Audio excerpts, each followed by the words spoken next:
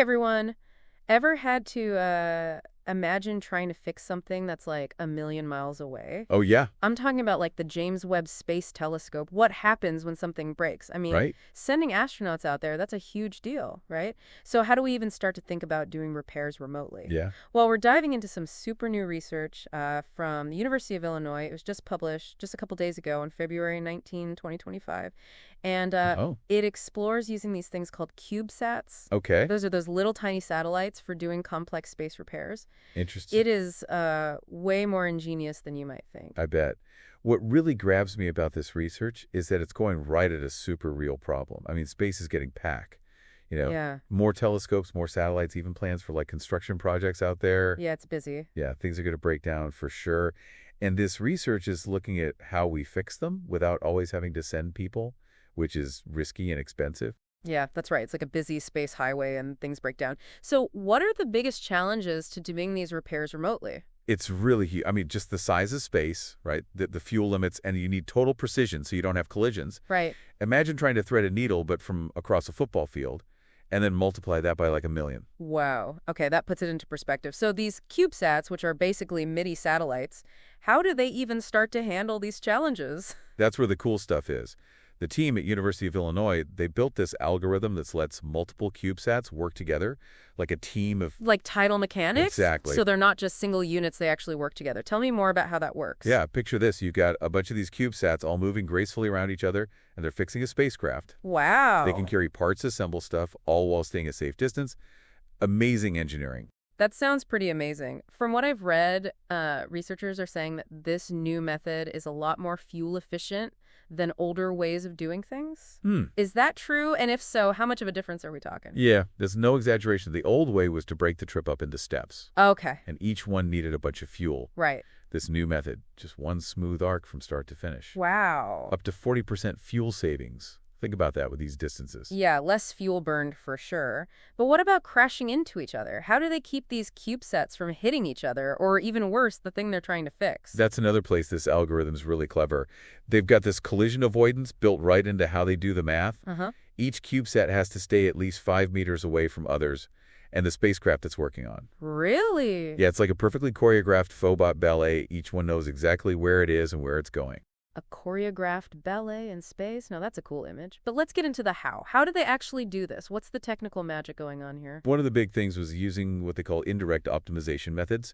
This way, make sure the CubeSats use the least fuel possible. Interesting. It's a total change from the old ways, which were more complex and wasted fuel. Indirect optimization methods. Okay, I'm sensing a bit of a technical deep dive here. Can you explain that a little more? What makes these methods so special? Okay, so imagine you're planning a road trip, right?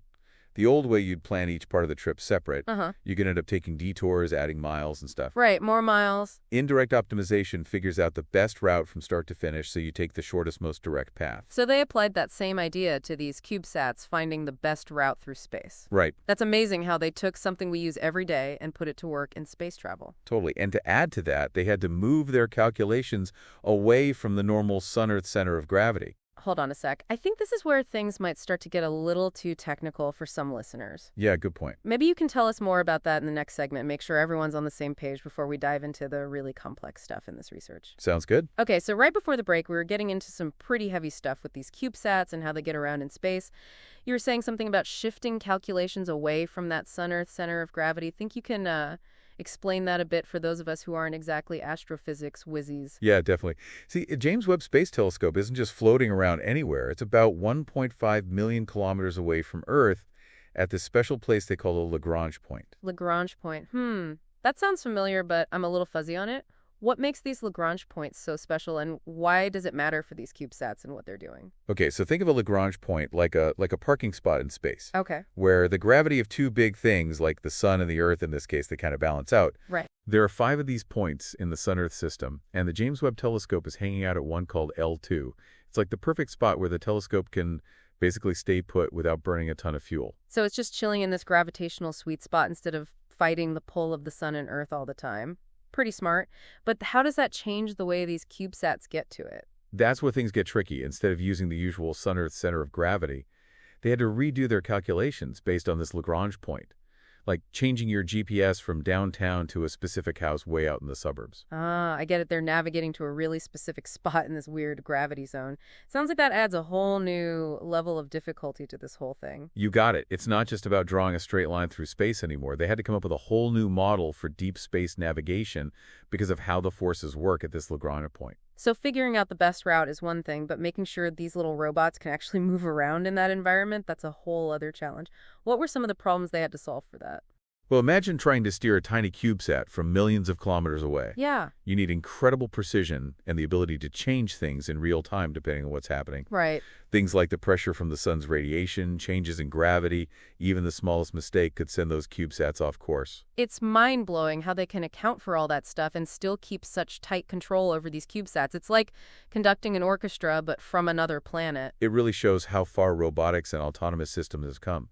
These CubeSats are packed with sensors and processing power, so they can basically think on their feet and adjust their path with crazy accuracy. It wasn't always easy, though, right? I remember reading that the lead researcher, Ruthik Mamina, and his advisor, Robin Woolens, they spent quite a bit of time trying to crack this problem. Oh yeah, for sure. It took them 1.5 tons of research and simulations to get their algorithm just right. Balmina even said he had this breakthrough moment while I was on a long flight coding away, and it all just clicked. That's so cool how those aha moments can happen anywhere, but it also shows how dedicated these researchers are. They weren't going to let a little thing like being millions of miles apart stop them from reaching their goal. And remember, their goal isn't just about fixing telescopes. This tech they've made could totally revolutionize all kinds of stuff from space exploration to self-driving cars back here on Earth. Speaking of which, let's switch gears a bit and look at some of those ways it could be used. We've talked about saving fuel and navigation, but what other advantages do these CubeSats have over the traditional methods? So we've been talking about these amazing CubeSats and how they could change the way we do space repairs, but I'm curious, what other advantages do they have over like sending a whole big spacecraft or even astronauts? Well, one big thing is they're way cheaper. Oh, yeah. Compared to a regular spacecraft, they're like a tiny fraction of the size and the cost. Right. This opens up some really cool possibilities for space exploration, even on a smaller budget. So it's not just about fixing stuff that's already out there, but making space exploration more affordable overall. Exactly. Think about universities, smaller research places, even private companies being able to send their own CubeSats into space. That's huge for science and tech development. And when it comes to making space more accessible, what about the risks? Yeah. I mean, sending people into space is dangerous. Uh-huh. Do these CubeSats help with that at all? Definitely. When we use CubeSats for things like repairs or exploring, we're cutting down on how many humans we need to put in danger. Right. These little robots can handle the risky, repetitive jobs, leaving the astronauts to focus on the more complex scientific parts of a mission. So it's not about replacing humans entirely, but having them work together with robots so we can do even more in space. Right. It's a perfect example of how tech can make us better, allowing us to explore further and learn more about the universe. It's really exciting to think about all the possibilities. We've talked about fixing telescopes, but what else could we do? Oh, the possibilities are pretty much endless. Imagine having these CubeSats working together to build giant structures in space, things like habitats, research stations, even places to store fuel. Oh, wow. It could completely change how we think about living and working in space. Construction in space using little robot swarms, that's like something out of a movie. I know, right? But like we're seeing with this research, science fiction has a way of becoming real. Totally. And that's not even everything. Imagine sending CubeSats on science missions, collecting samples on Mars, or checking out the moons of Jupiter, all without risking human lives. It's a whole new way of exploring with robots. It really is. And with CubeSats being so cheap and versatile, who knows what we'll be doing in space in just a few years. It's an amazing time to be following what's happening in space tech. Absolutely. This research really shows human ingenuity and our desire to explore. It's a huge step not just for technology, but for understanding what we can achieve. Well, we've gone over a lot in this deep dive, from navigating between planets to the amazing potential of these tiny robots. It's clear that CubeSats are going to be a big part of space exploration in the future. And the best part is we're only getting started. Right. Who knows what other discoveries and uses are out there waiting for us as this technology keeps developing. It's an exciting time to be keeping up with what's happening in space technology. You got that right. If we can do all this with the technology we have now, imagine what we'll be able to do in the years to come. What else might seem impossible now but actually be within our reach? What amazing discoveries are just waiting around the corner to change how we see space and our place in the universe? That's something for you, our listeners, to think about. Thanks for joining us for another deep dive, and until next time, keep looking up.